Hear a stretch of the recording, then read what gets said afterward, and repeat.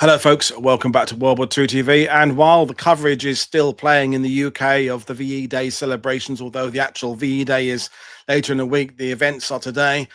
80 years ago, the war was coming to an end, but in March and April it wasn't. And although the Third Reich was imploding, there were still holdouts to be taken, notably the area of Germany north and east of Czechoslovakia and the Harz Mountains into the Alpine region. Stephen Clay returns to continue the story of his beloved 1st Division in 1945, so I'll bring him in now.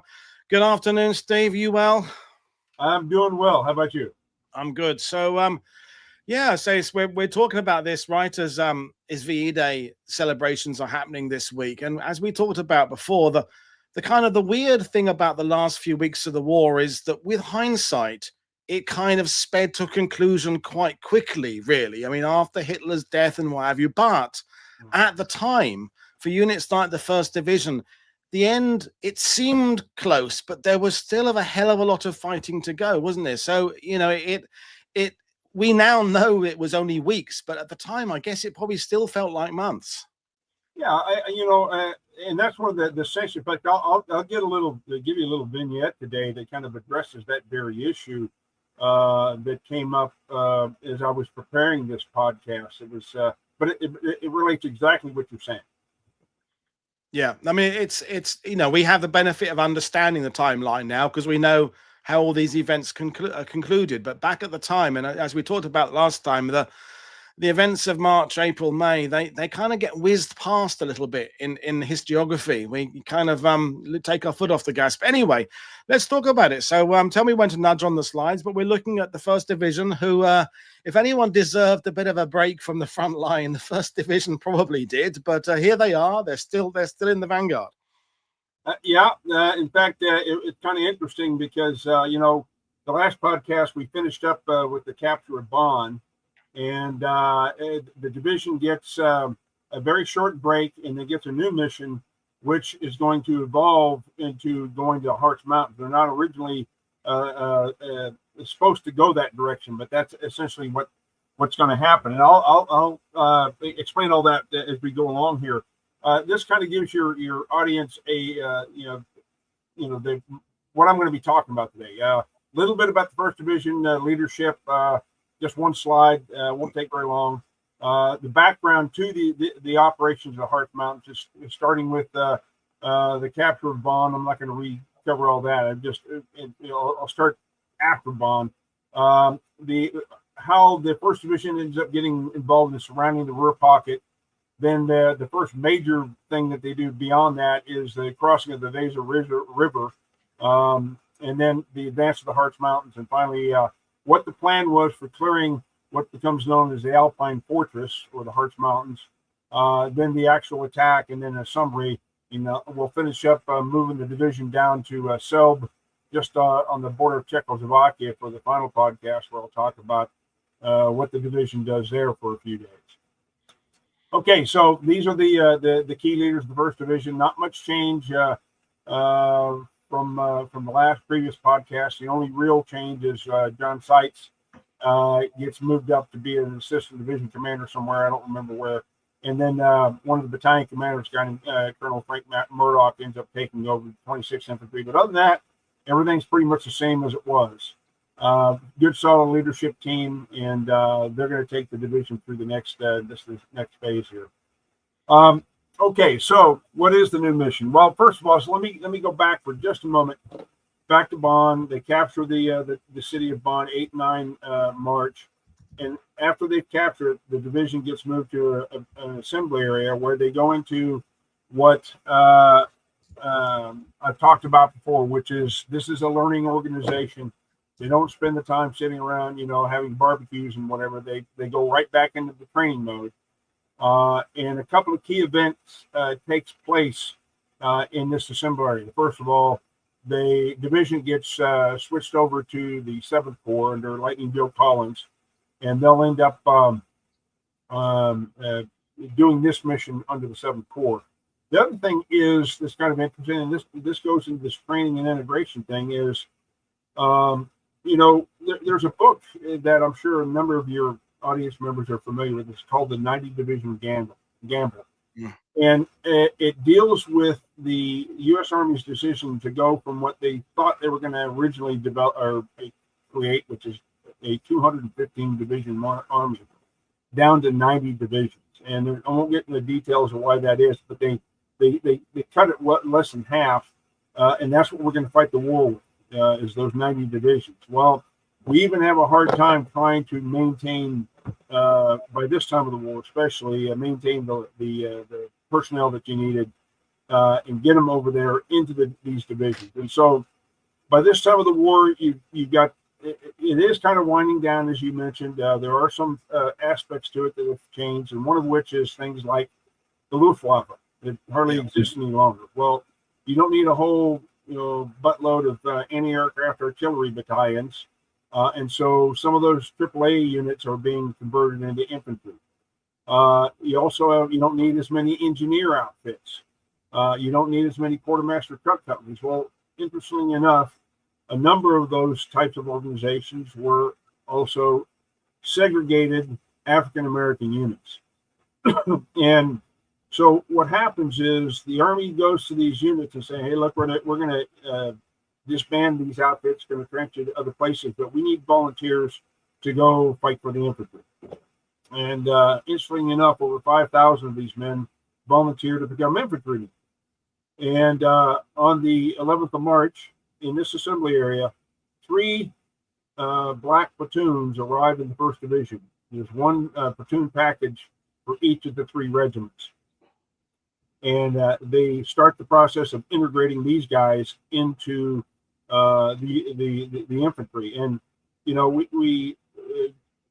President Truman signs his executive order in 1948 to desegregate the Army, but the process really begins here. Yeah, and I'll leave it there because these guys are going to come into play later on during the Harz Mountains, and I'll talk about that some more. Okay, so the division crosses the Remagen Bridge, the famous Remagen Bridge, on the 17th of March. I think it's like 2 or 3 days later after that, the whole thing collapses. And their mission is to head east to capture the city of Marburg. And you can see on the map there where the 1st Army patch is, just to the right of it. That's the initial objective. Well, first of all, in terms of where they are, the 7th Corps is the northernmost corps of the 1st Army, and the northernmost division of the 7th Corps is the 1st Division. So you see that river that's heading kind of out of Bonn from the northeast there, going due east, is the Sieg River. That's the boundary that the division has on its right, on its left. And north of that, of course, is going to be the 9th Army. South of there, interestingly enough, is the 104th Infantry Division, which is Terry Allen's division. Terry Allen, the guy who commanded the division in North Africa and in Sicily. So it's kind of like old home week to a degree for Terry Allen having the 1st Division on his left flank. Facing the 1st Division predominantly is Lieutenant General Fritz Bayerling's 53rd Corps, and its main units at this point is the 11th Panzer Division and the Panzer-Lehr Division. And it's because of this that the 1st Division gets teamed up with the 3rd Armored Division for this advance. In fact, they're working with a combat command of the 3rd Armored Division for this advance because they're facing basically Army units. And I'll just jump in. Bayerling, if there's a German commander that is the master of the delayed kind of falling back, going from high ground to high ground, it's him and the Panzer-Lehr. I always cite him in Normandy as being the best of the German commanders to use the ground. He stubbornly holds those ridges and delays the British and Americans down there. And you kind of think if a few more commanders in Normandy German had been a bit more like him, instead of doing these desperate, stupid, daring-do charges that like the 12th SS would do, the Panzer-Lehr knew how to drag out a campaign and cause casualties. And it's interesting that these other units, okay, they've had a hell of a lot of casualties since North Africa. Well, but they know what to do.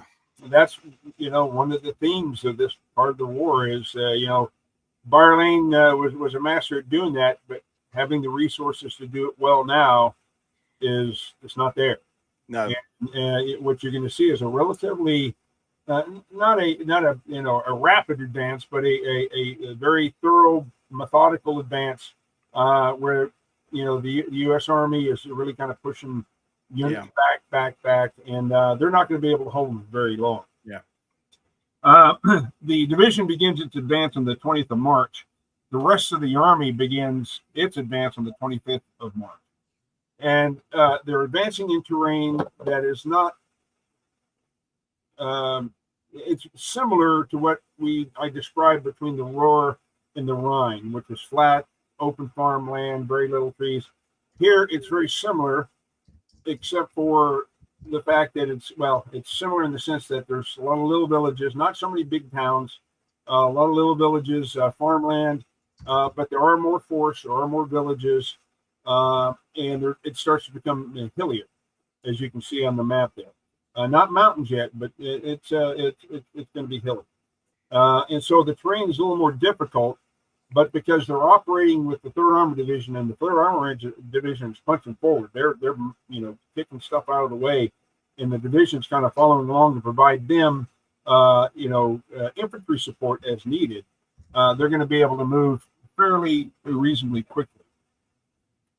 And in this process, what starts to happen is the encirclement of the Ruhr pocket that you can see there with the 9th Division patches. Shows it right in the middle of it. It's not the 9th Army patch is not really in the middle of it. It was behind the legend there, but you get the idea. You can see the pocket forming there, and you can see by the 5th of April that pocket is going to be fully formed, and I'll talk about that here now. What happens is the division, because they're going to be supporting the movement of the 3rd Armored Division. 3rd Armored Division is going to start turning to the northeast very rapidly, and the division is going to follow on that dotted line that you see there with the 3rd Armored Division, and they end up encircling on the south and east the Army Group B under Model. And as the other units come in behind them, they start thickening up the line to make it a more solid, although that's not real solid, line behind them. So what you see almost is almost a Stalingrad type scenario. Once again, you got a pincer's movement that circles around behind this army group, and the 16th Infantry is given the lead for the division. They light them up in trucks, and they're moving with this combat commander of the 3rd Armored Division. All in one day, you can see that dotted route. It's over 100 miles. They get all the way up to Buren on the 31st of March, and end up basically making contact with the 8th Armored Division, which is coming from the north, up in the north there, and completing the seal of the Ruhr pocket on the 5th of April. Now, backing off a little bit from that, on the 2nd of April, the rest of the division gets up there and it starts attacking in 2 directions: to the west toward Model, and to the east to push back toward the Weser River. And on that day, the 16th Infantry captures a total of 342 prisoners of war, which sounds like a lot, but the key point, though, is not the number. The key point is that the men that were captured in that 342 were from 42 different German units. Okay, so what you're seeing is the disintegration in a large part of the German army in this area, and they're kludging units together to try and make them, because they're losing deserters. A lot of those 300 guys were deserters probably, or were quickly captured. Whatever, didn't expect the Americans to be up there that quickly, and they're putting units together to try and make cohesive units, which is on the run is never a good way to do it, but that's what they're forced to do. So that's again part of the theme that you were talking about is oh boy, it seems like it's all collapsing, but there's still some fighting to do. And at that point, in the Germans, it's do or die now, isn't it? There's desperation in the Germans now. You get that with the remaining Luftwaffe aircraft kind of still doing.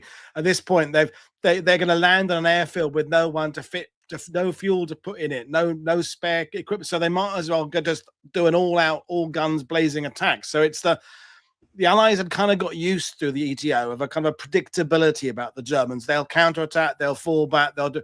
At this point, you just don't know what you're going to get. Are you going to get a last-ditch fight to the last man, or are they going to kind of bugger off and run away or surrender? That's what you don't know. Yeah, exactly. It's that unpredictability that makes things really kind of spicy at the time. And then that's what actually leads to the Harz Mountains here, and we'll touch on that again also. Yeah. But like, as you say, I mean, you have this.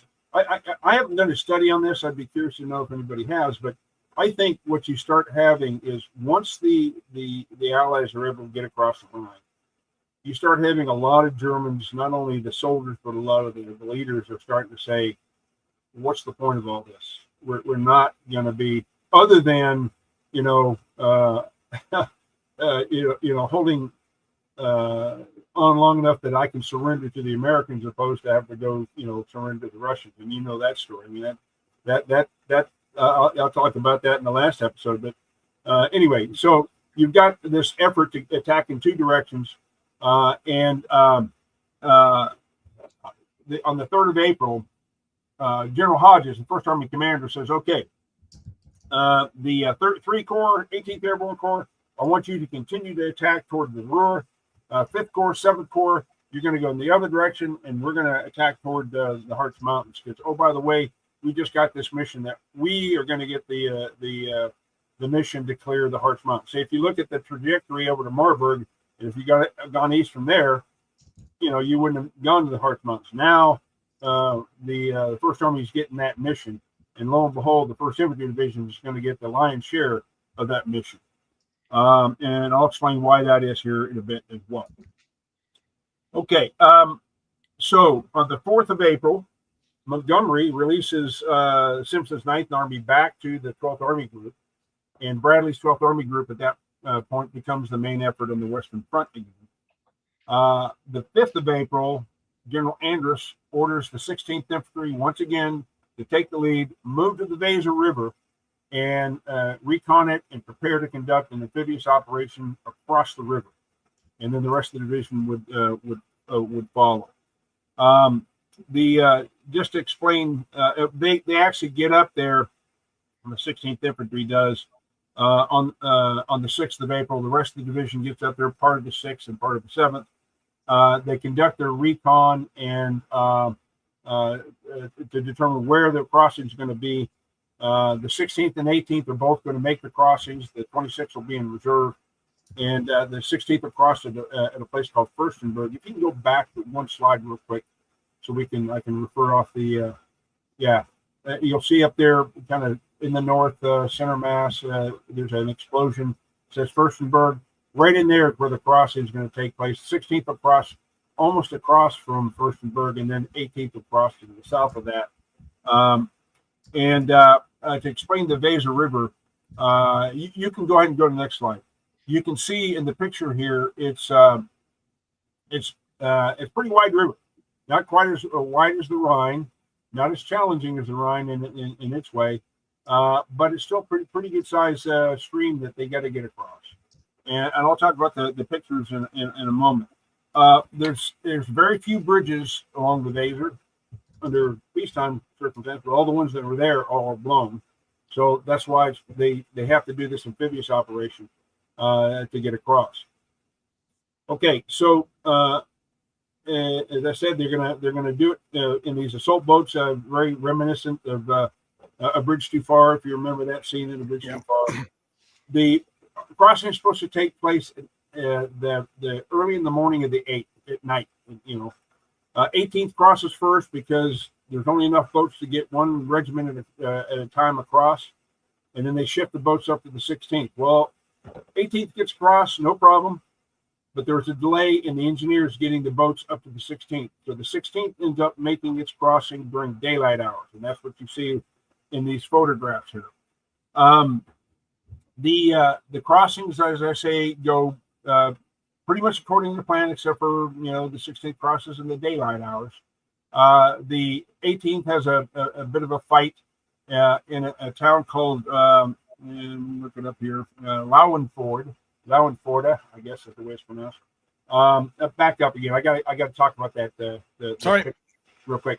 At Lauenforde, 16th crosses, like I said, at right there by Furstenberg. Now, these images are the 16th, and I want to talk through several of them because when you analyze them, you see some pretty interesting things. First of all, as I said, you see the size of the river. You've got open terrain on either side until you get to the tree line on the far side. If you look at the guy on the left, that guy pointing, he's an officer, and you can tell he's an officer because if you look closely at his helmet, he still has the stripe on the back, and it's the vertical stripe that you saw on DDay. And for those of your members that don't know, that if it's horizontal, it's a non-commissioned officer, and he's pointing as these guys are crossing. You'll see some of them off to the right under his right hand, some boats that have already got across, and you see others going. But if you look at what he's pointing at with his left hand, it looks like he's pointing a little tree that's just to the right of the picture frame. Well, you shift over to the right picture, you'll see three soldiers walking. They're on the far side now. They're walking directly toward that tree. Well, if you look just to the left of that tree at the ridge line going toward the tree line, you'll see a whole bunch of black dots. That's a company of troops that are actually advancing into the woods there. It took me some. I've seen these pictures 1,000 times, and I started analyzing it for this. I realized, hell, they're already across over there. Anyway, so the top picture, just a couple of points there. One, you see the 7th Field Artillery, because that it was crossing during daylight hours, provided the entire battalion direct support for the 16th Infantry to cross. So they're firing smoke and HE and whatever at suspected locations. But if you look at the left side of the picture up toward the top, you'll see some buildings. That is the town of Furstenberg right there. So that tells you how close they crossed at Furstenberg, and that's where the 16th Infantry actually has a major fight here. It's not a huge thing, but it is a pretty tough fight for, I don't know, an hour or two. Okay, next slide. Again, I addressed this in the last episode about how open a lot of German forests are. You can see a pretty good distance most of the time in these German forests. There's not a whole lot of underbrush. The right picture shows a new growth forest, relatively new growth, so it's a lot more dense. But this is going to change when you get into the Harz Mountains, and I'll show you some what the terrain looks like there as well. All right, last slide is the 16th Infantry advancing through the town. I guess it was laundry day because I see some ladies' laundry hanging out there. The picture on the right shows, one thing I didn't mention is that the unit that was opposing the 16th, I think the 18th too, but I'm not sure, was something called the SS Westphalen Brigade. They were pretty well beat up, so they're not putting up a huge resistance, but they're the guys, for the most part, what they're facing in Furstenberg. The guys you see in the picture there, though, are not SS guys. They're wearing Wehrmacht uniforms, and they're surrendering, of course. So I'm not sure how they fit in, but the Westphalen Brigade are the guys who they were actually facing. And after this fight, they seem to kind of just disappear. Okay. They may go somewhere else, but last time the 16th deal.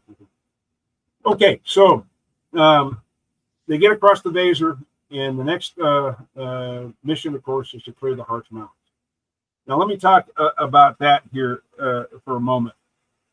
Some of your audience probably have heard the term a national redoubt, and it's an old term. It's not related to World War II necessarily, although I'll talk about that. It goes back back in history, and the idea was that if you had to do a last fight for your country or your kingdom or whatever, you go to this redoubt and you fight there till the end if necessary, or break the siege or whatever until somebody comes rescue you, whatever. And Himmler had the idea of doing a national redoubt back in 1943. He was wanting to set up a national redoubt if the Allies were able to get that far into Bavaria, Austria, and northern Italy. That would be the area where they do this final big battle. Well, Hitler didn't really like the idea, but Himmler kept on insinuating this idea of a national redoubt in his propaganda, radio messages and whatever. And so a lot of the Allied planners and intel guys thought, well, maybe the Harz Mountains, maybe this national redoubt that Himmler was talking about. It turns out it wasn't, but that's what the thinking might have been, and that was because they had two German armies, the 11th Army and the 12th Army, that were both relatively new. They brought them back on active duty. They've been inactive for a while, and sent a bunch of units into that area to organize and form. And their actual mission was to conduct a counterattack to the Ruhr pocket and free up Motor. That was kind of the concept when they started putting this thing together.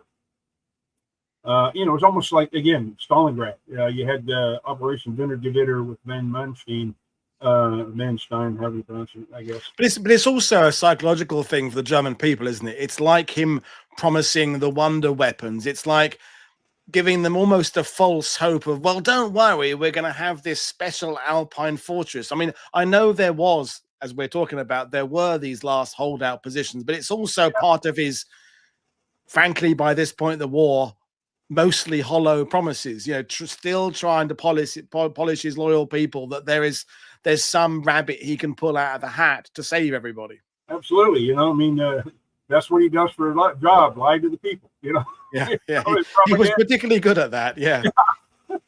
Which kind of goes back to, if you remember in the last episode of the Roer, with all those slogans painted on the side of walls and buildings and stuff, same type of thing. Yeah. So that was what their mission was supposed to be. Planners and intel people figured there'd probably somewhere in the neighborhood of about 70,000 troops in the Harz Mountains. As it turned out, they were probably closer to 100,000 when everything was all finally said and done. Now, not all of those are going to be captured there, but a good chunk of them will be, or killed, whatever. On the 8th of April, the day that the division crosses the Weser River, Oberkommando West actually designates the Harz Mountains as the Alpine Fortress. Okay, custom. And it actually, what it really turns out to be, really is just kind of a hold in place type of stand fast, whatever you want to call it. Okay, so now the framing situation. Let's go ahead and go to the next slide. I can talk off the slide instead of taking you through all that. All right, you're going to see this slide several times because I'm going to go back and forth and take you through it as we advance through the Harz Mountains. First of all, to orient everybody, in the very north of the slide, you'll see the 9th Army up there in a strip of the Harz Mountains that is going to be the responsibility of the 83rd Infantry Division. That's their patch there, the triangular patch there. They're going to be the guys responsible for clearing that area. The 1st Division, of course, is next unit to the south. They have the responsibility of taking the lion's share of the Harz Mountains. And then finally, to the south of them is Terry Allen's 104th Infantry Division. They'll be to the south. And then later in the operation, the 9th Infantry Division is going to kind of come up and take over clearing the eastern end of the Harz Mountains. Right toward the end of all of this. I won't really talk about them a whole lot. Okay, but as you can see, the 1st Division's got the real challenge here in terms of these other divisions and so forth. So, how's the 1st Division going to do this? Well, first of all, the movement from the Weser to the Harz, you're going to have the 4th Cavalry Group, which is now attached to the 1st Division with a battalion of 26th Infantry attached to them for infantry support to push out in front as a kind of a covering force until they reach the Harz Mountains. And then as they come up, the 16th Infantry will come up and move to the southern sector. 26th Infantry will move to the northern sector, and the 18th Infantry will be held in reserve for the clearing of the mountains itself. And the 18th Infantry will be used as needed, and as it turns out, they wouldn't be needed for this operation much at all. Okay, so that's kind of the plan for clearing the Harz Mountains. They will attack all the way to the town of San Andreasburg, which you see is almost center mass of the slide, because that is where the intelligence people said that's where we first expect to meet really, hardened resistance in the Harz Mountains. And as it turns out, that's pretty accurate. The 3rd Battalion of the 16th Infantry will change places with the Battalion of the 26th and be attached to the 4th Armored 4th Cavalry Group, and they're going to move down Highway 4. That's that highway that you see south of. You'll see the blue circle there. You'll see a couple of icons, and then a dotted line running southeast from there. That's Highway 4. They're going to actually advance in the 104th Division zone, and eventually they'll turn northeast to come up to rejoin the regiment after St. Andreasburg is completed. So that's kind of the plan. Once St. Andreasburg is taken, then it's going to be fragmentary orders, fragos. Okay, wherever the battle takes us is where we're headed next, because they don't know really what they're going to be facing there beyond that. Okay, so let's go ahead and go to slide 10 and talk about the terrain again. As you can see, the terrain here is changing significantly again. Obviously, the mountains make a big difference. The trees are largely fir trees, as opposed to deciduous or whatever the right term is, the leaf trees. I'm not an agronomist or an agriculturist. So, deciduous, isn't it? Yeah. There you go. Okay. And the roads are largely, they're not entirely, but largely, gravel roads, very well maintained. As you can see in the pictures there, they're good roads, tank traffic, capable and all that stuff. But they're narrow. Some places they're, single tank you can get through. Other places you can do two-way. But even here, you can get two-way on that lane, but it'd be close. In addition, the Germans, and I addressed this in my D-Day episode, how rapidly the Germans could set up defenses.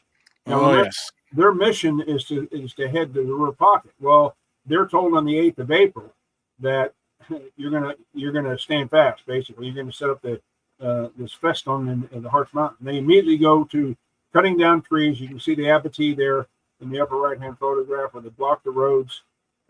They crater road intersections, key road intersections. They set up roadblocks all over the place, defenses and so forth, and they get all that done. I mean, by the 12th of April, 4 days later, the division's moving into the Harz Mountains, and they've got all this stuff done very rapidly. How much of it was done beforehand, I don't know, but you can rest assured the majority of it was done in those 4 days. These pictures, by the way, are stills from a U.S. Army Signal Corps film, and they are all 16th Infantry guys that are in these images. The picture on the upper right I find kind of fascinating because you can't really see it, but if you watch the video as it continues, it starts shifting to the right, and what you actually see there is not these guys trying to clear these trees, but the engineers have already dropped a whole bunch of other trees in the other direction and cut a road through there to bypass it. So what you would see is you can see vehicles in the background. What they're doing is they're bypassing this abattis in the middle of the road through the forest where they cut the trees down to the stumps all the way down and push the trees out of the way as they fell to get the vehicles through. So the Americans aren't wasting any time clearing stuff or getting through there either. Okay, let's go ahead and go to the next slide here. All right, so it takes them 4 more days to get to the Harz Mountains. 26th Infantry gets there first, and they're actually able to get into the mountains and capture the town of Klausthal-Zellerfeld on the first day. The 16th, who's come up behind them, hits Highway 4, heads southeast down. You can see that light blue arrow all the way down. They capture Osterode with a brief fight there, and also Hertzberg, just outside the actual mountains themselves, where they assemble and prepare to move toward St. Andreasburg. In fact, The second battalion actually does capture the town of Lanau on that day. So they're actually into the Harz Mountains a short distance as well. The following day, the 13th of April, both regiments, the 26th and the 16th, start running into some pretty stiff resistance as they start their advance through the mountains. They're hitting the roadblocks, they're hitting these abattis I talked about, all the other things I talked about. And the 16th Infantry is able to go as far as the town of Seeberg, which you'll see the little explosion there. They capture that town and get a little bit beyond. Now, there's an incident that takes place just beyond Seeberg that I want to relate to you because I thought it was, again, an indicator of where we are in the war. You can go ahead and go to the next slide.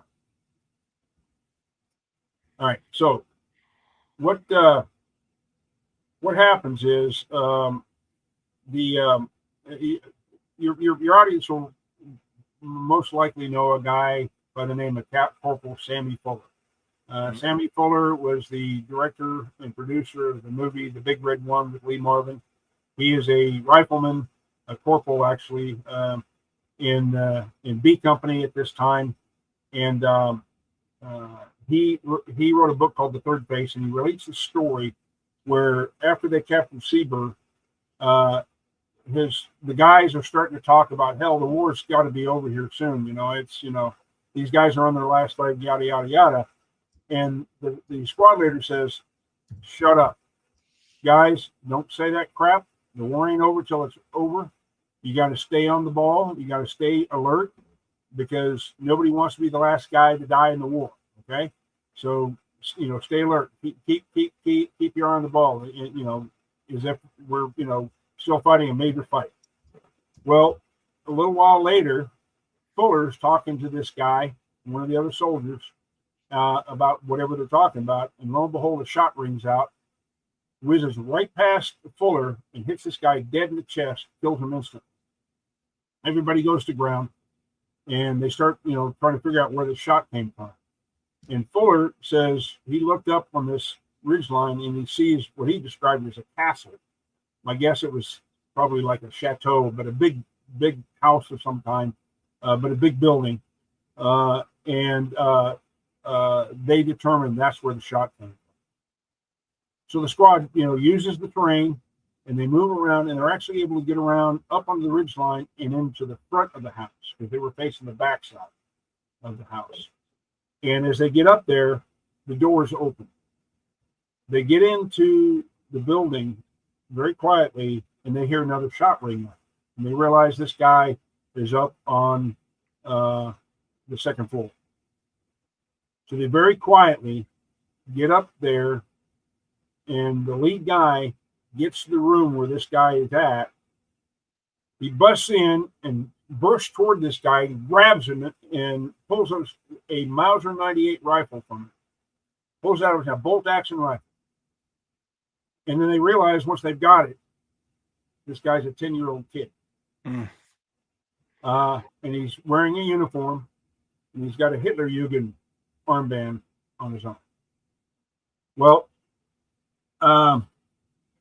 after they grab this guy, one of the soldiers says, "What do you do with this guy?" And the sergeant says, "Shoot him." And Fuller immediately says, "He's just a goddamn kid. You're not going to shoot a kid." None of the other soldiers wanted to shoot a kid either. So the sergeant goes over there, and the kid throws his arm up and says, "Heil Hitler." And the sergeant puts his M1 to his chest. And the kid starts spouting off all these, slogans and whatever and everything. And the sergeant stands there for a second or two with his rifle in his chest. And he goes, "Shit." So he hands his rifle over to a guy, grabs the kid, pulls him over to the chair, pulls his pants down, and starts wailing on his butt with his hand, spanking him. Well, initially the kid's, screaming all this, Heil Hitlers and whatever. And after about 3 minutes of this, he just turns into a bubbling pile of tears. And the sergeant gets up, throws him down on the floor. And of course, they don't kill him. They end up, handing them off to EMPs or whatever. But in Fuller's book, he kind of wrote what he thought was a postscript for, or what would be the postscript for the for the war. And he said that it was evident that an end to the monumental struggle with the Nazis could not be far off. All that would be left of Hitler's 1,000-year Reich would be a river of children's tears. And you could interpret that any number of different ways, but I think he was probably pretty correct in that assessment. Yeah. But again, you got a picture there, and these kids were captured by the intelligence and reconnaissance platoon of the 16th, somewhere in the Harz Mountains. You see how young they are. The youngest there, I don't even know if he's 10 yet. The oldest looks like he might be 15. But this is some of the people that the U.S. Army is running into. I'm sure in other parts, the British are probably running into them also. Yeah. Okay, next slide. All right, so St. Andreasburg. The 14th of April, the regiment, the 1st and 2nd Battalions, they start moving toward St. Andreasburg. The 2nd Battalion approaches from the north. The 1st Battalion approaches from the south. And again, hard fighting all the way to the town. As they get up close to St. Andreasburg, they're able to get patrols forward to get to some high ground, and they look down on the town, and what they see is a column of German troops and trucks that are heading east out of the village. Although there's still plenty of people there to fight, but they're starting to retreat out of there. They bring the 7th Field Artillery up, and they start blowing the hell out of the town to prep it for the attack. And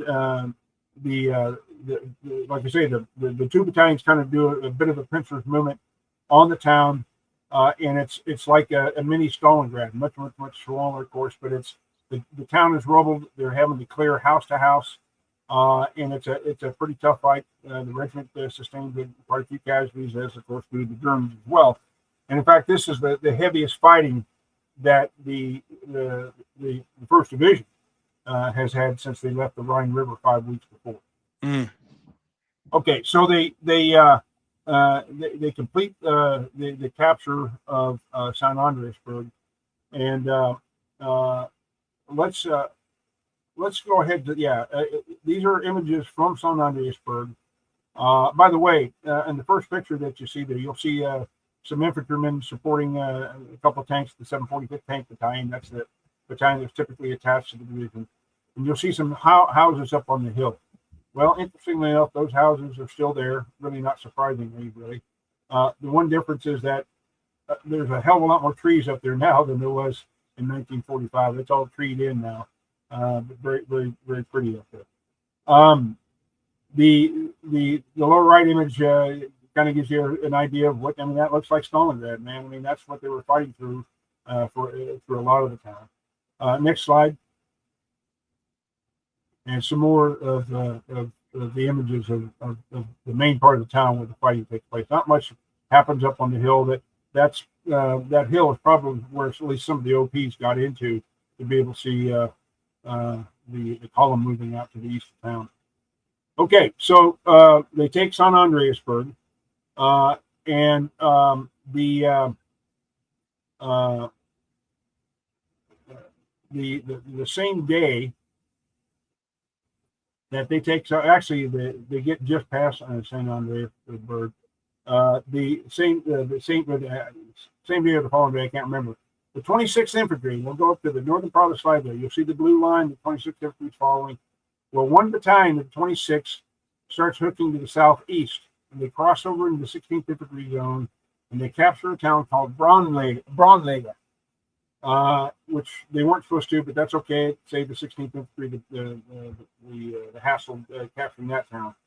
They're ordered to move out of the town, head back north into their sector, and the whole regiment is ordered to move to a town called Brocken, which is right next to the highest point in the Harz Mountains.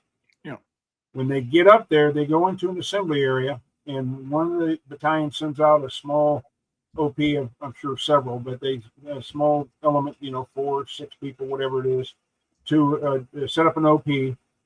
and they get up there, this group, and they're all of a sudden overran by an SS unit, relatively small, probably a platoon, overruns them. And one of the guys is able to get away. He gets back, sounds the alarm. So they send an element up there to recapture the town and hopefully recapture their soldiers. They get up there and they have a firefight, and they kill all the Germans, except for maybe who escaped, but they kill several of the Germans, and they capture the officer and one of the soldiers. But they also discover the American soldiers that were up there all had been captured, and they had their throats slit. So the sergeant that was in charge of the counterattack goes up to the German officer and says, "Why did you do this?" And the officer spits in his face. Well, at that point, the sergeant and a couple of other soldiers marched these guys off into the woods. And you can rest assured they didn't spank them. Which this time the type of thing is not the usual thing that happens, in the 1st Division especially, or any other division, I think, except for maybe out in the Pacific. It's much more brutal war out there.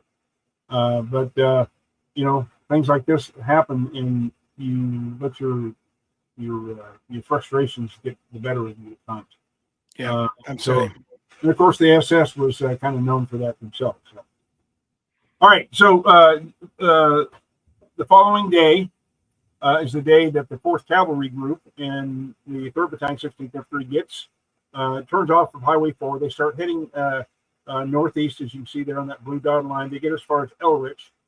And then the following day, they start moving up toward Hohengeist, which is where they link up with the 2nd Battalion after the 2nd Battalion moved out of St. Andreasburg.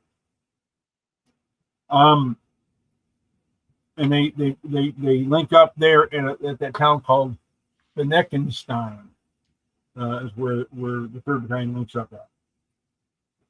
17th of April, an Army Air Force reconnaissance flight picks up this convoy that had gotten out of St. Andreasburg, and it's on a road running from the town of Tana, which is almost due east of St. Andreasburg there on the map. And they're following a route that you'll see if you go to Tana and find that, you'll see 3 icons there for the 16th Infantry. And you'll see 2 blue lines coming out of Tana. The white line heading toward the town of Rubland, and you'll see an explosion there. That's the route that they're on. It doesn't show on the map, but that's the route that this column is on. So, Colonel Gibb, the regimental commander, orders the 1st Battalion to go after this column and take the town of Rubland. And so, on the morning of 18 April, the battalion takes off. They got B Company on one side, on the north side of the road, C Company on the south side of the road, and A Company following in reserve. And initially, they're riding on tanks of the 745th Tank Battalion. Let's go ahead and go to the next picture. Okay. This is the route into Rubland. Lieutenant Lawrence Strickland is commanding B Company. He's on the north side of the road.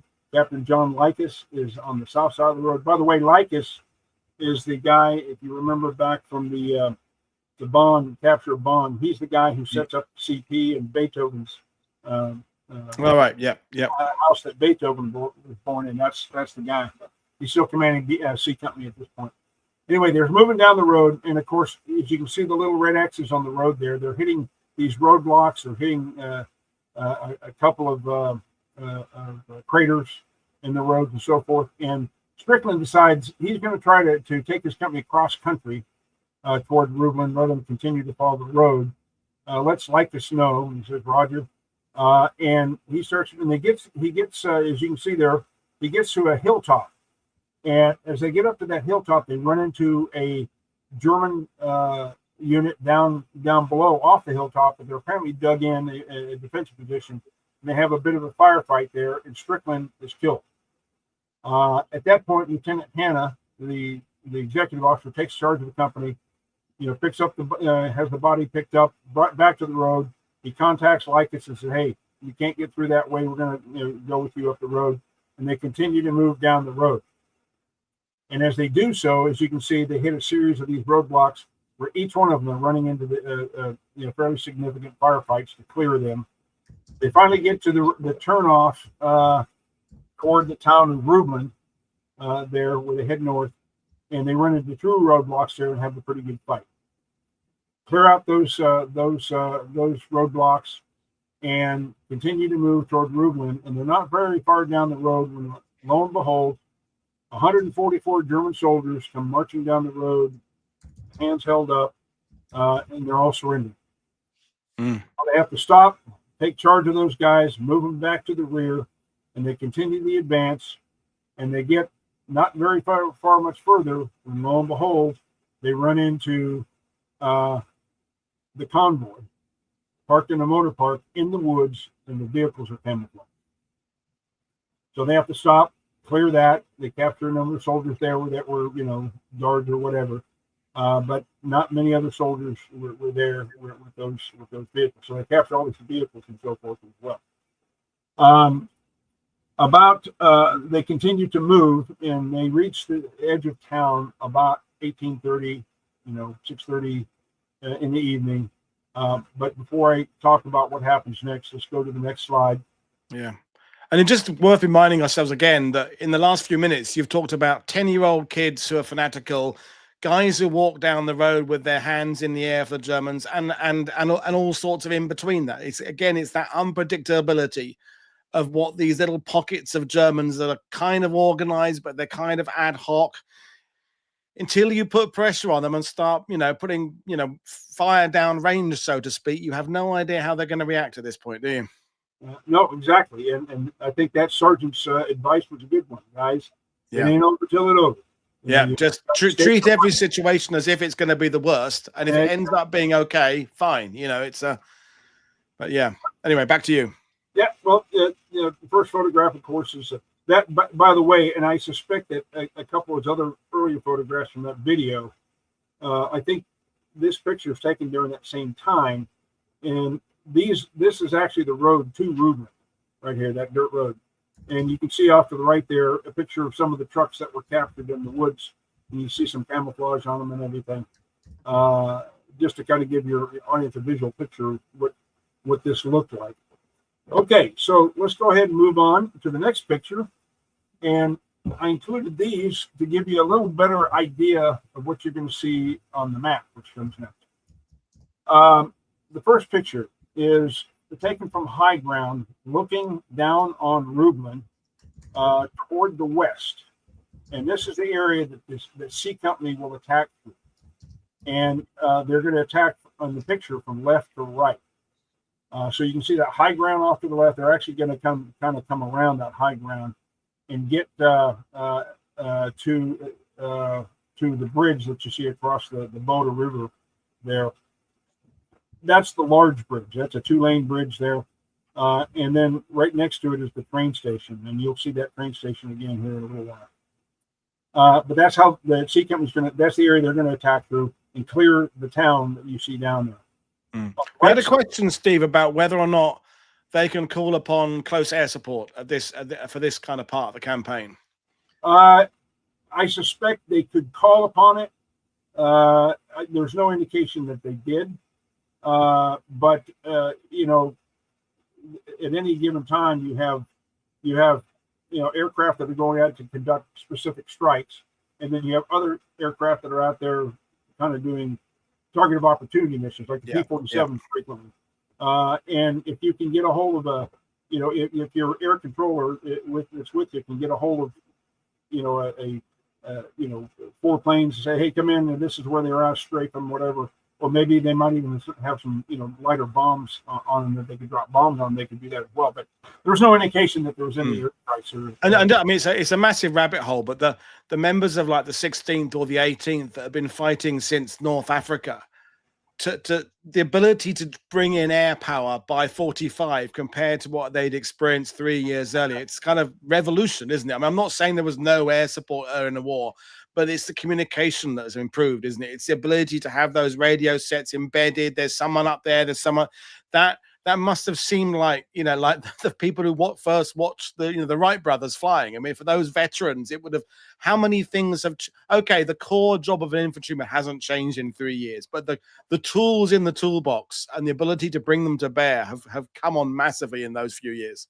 Well, yeah, that's what the other thing I would point out is that the number of planes in the air is massively improved. Yeah.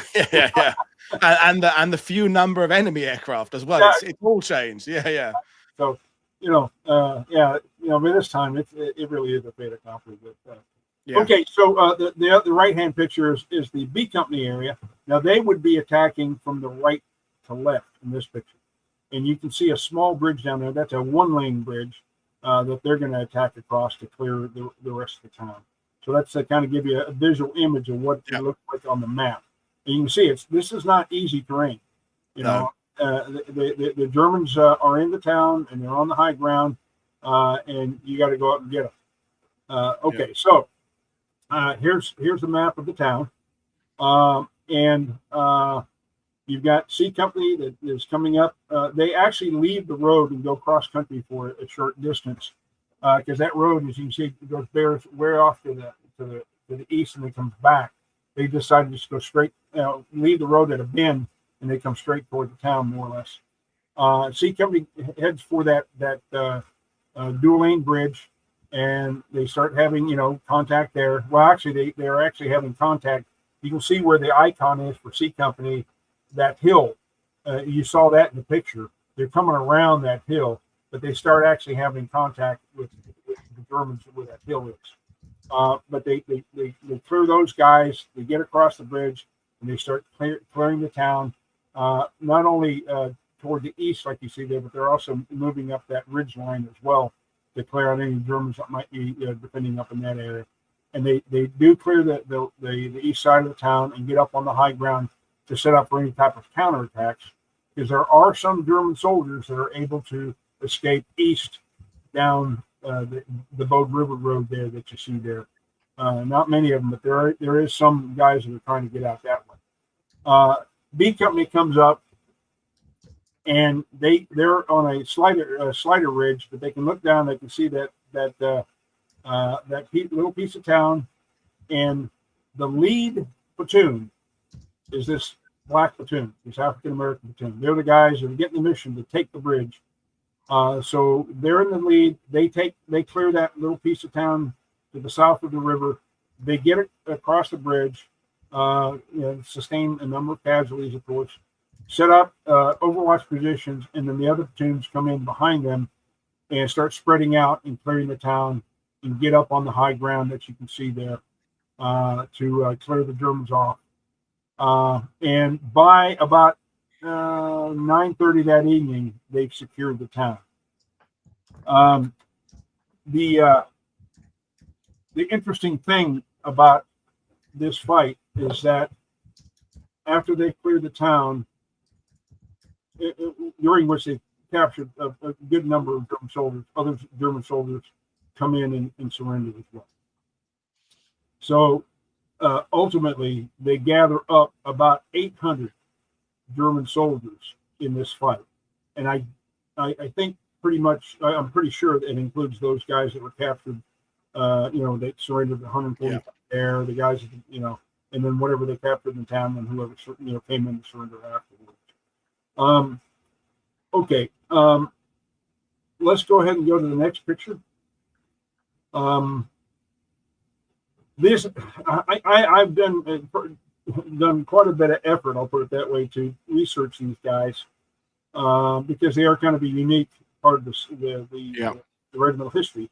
The first picture, by the way, I can't even remember where I found this, but I knew immediately what it was when I found it. These are the guys who are mounted up on the 745th Tank Battalion. They're moving out to go to Rubland that day. And you see them mounted up on the tanks ready to go. You can see the big red one patch and the guy squatting there pretty clearly. And the guy that's got the goggles on the back, you can see the patch there as well. The guy on the right is the only individual that I've been able to find anything out about. Ran across a story about him. He was at the Rubland fight, of course. The very next day, he gets killed by artillery on the 19th of April. So, but all I know is his name and that he was in the unit, and then he was killed by artillery the following day. But that's about all I know about these guys. And if any of your audience out there know anything more, I'd sure like to hear it. I'd also like to go back to my comment about President Truman in 1948. He signs the desegregation bill. Well, this, in part, is where it begins. These platoons that were sent out to all these different infantry regiments. They did a study of these guys after the war, and what they determined is that these guys did, very damn good fighting. Yeah. They were reliable. I mean, you had disciplinary problems in those units like you do in the white units. I mean, but as brute and as units, they operated very well. They did the missions that were asked of them. And in fact, I know in the case of the 16th, these guys are going to stay with the regiment all the way up to the time that they go back to Bamberg, Germany for occupation, and that's when they pull them out. But because of this study and other things that the Army did to analyze, and not just the Army, but all branches of the service, analyze, should we fully integrate? The answer became, yeah, we need to do that. And so Truman signs that executive order in 1948. But it did take 3 years, which is ridiculous. I mean, again, it's another rabbit hole. Everyone's familiar with the Tuskegee Airmen, but there's the 761st Panthers out in Italy and Germany later on. It's not like there hadn't been some good concrete examples of African Americans doing their stuff and doing it well. Even going back to Omaha Beach, Waverly Woodson and the others who got silver stars and things for their work as medics. That the proof was there that these guys were perfectly capable of doing a job, and yet, it took a long time. So, I know change doesn't happen overnight, but looking back at now with the benefit of 80 years, it was a process that should have been a bit faster, a lot faster. Yeah, things like these don't happen, rapidly. Generally, I mean, but. Yeah. The fact of the matter is it started happening, and the Army did it in a number of different ways. If we ever get to, I don't know what your plans are for after all of this, but if you wanted to do one on the occupation period, I've got a very good story about how the 16th Infantry integrated their soldiers.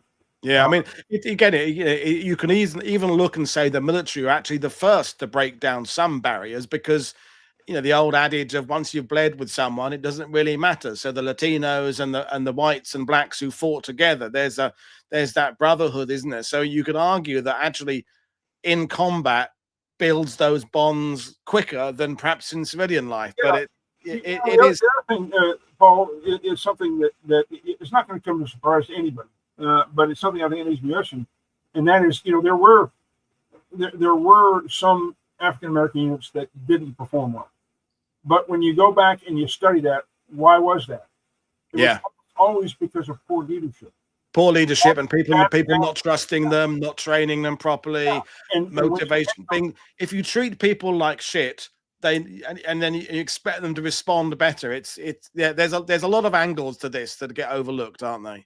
Yeah, exactly. Well, Colonel Gibb, when they came to the 16th Infantry on the 11th of March, he dressed up in his Class A uniform and with several other officers to have a formation and greet them into the regiment and tell them, "Hey, you're part of us now." And then they went into the integration period with guys trying to teach them, this is how we do things in the Big Red One, right? And they felt like they were part of the team. And that's what it takes. If you don't really feel like a team, you aren't a team. Yeah. Ask anybody who's played, football. Yeah. Either British. It's got to come from both. It's got to come from all sides. And but we can talk about this another time. It's a fantastic and important and timely topic. But Yeah, let's get back to the Harz Mountains. Okay, yeah, let's do that. Let's go ahead and go to the next slide. You know, I talked about the train station. You can see it right there. In fact, that upper picture, the color one, probably was taken from that dual lane bridge, recently. And there's a hotel, or what looks like a hotel, I'm not sure, across the street of it. When you look at the picture below, those it's taken from the other end, so you can see the hotel on the left and the train station on the right. But you can also see a whole bunch of German POWs standing along the railroad tracks. I don't know if they're planning on railing them out of there or what. And then another part of those same POWs off on the right there. That gives you an idea. I don't know if that's all 800 of them, but that's a hell of a lot of them that were taken at Rubland in this fight, or at least the fight in maybe the left. Okay, next slide. Back to the map. So what's the end of the story? Well, the same day that Rubland is captured, the 2nd Battalion attacks and seizes the town of Rotherhut, which isn't on the map. And then they advance as far as the town of Eland, which is on the map. And you'll see it's to the west of Rubland there. But all told, that day between the 2 battalions, and probably the 3rd Battalion as well, the regiment captures a total of 1,911 German POWs. So again, you're just seeing these massive surrenders going on, even though, you know, you have a whole bunch of, I mean, literally the American Army going to Harz Mountain is probably outnumbered in terms of total numbers. But you're just, taking them in left and right. The following day, 19th of April, is when Army Group B surrenders. Originally, they thought there would be about 70,000 German soldiers in the pocket. Turns out there was about 317,000. Again, almost like Stalingrad. Model, of course, commits suicide instead of surrender. That day, the 19th of April, the 3rd Battalion captures Elbengerode, which you can see at the upper right-hand corner, or just south of the 8th Armored Division patch. And shortly thereafter, they make contact with the 8th Armored Division, again, just like they did at the Ruhr pocket. And that kind of seals off, and is the final, action, if you will, of the 1st Infantry Division in the Harz Mountains. It's at that same time the 9th Division is coming up now to kind of clear the eastern part of the Harz Mountains. But at that time, it's pretty well, I mean, they're kind of going on police call at that point.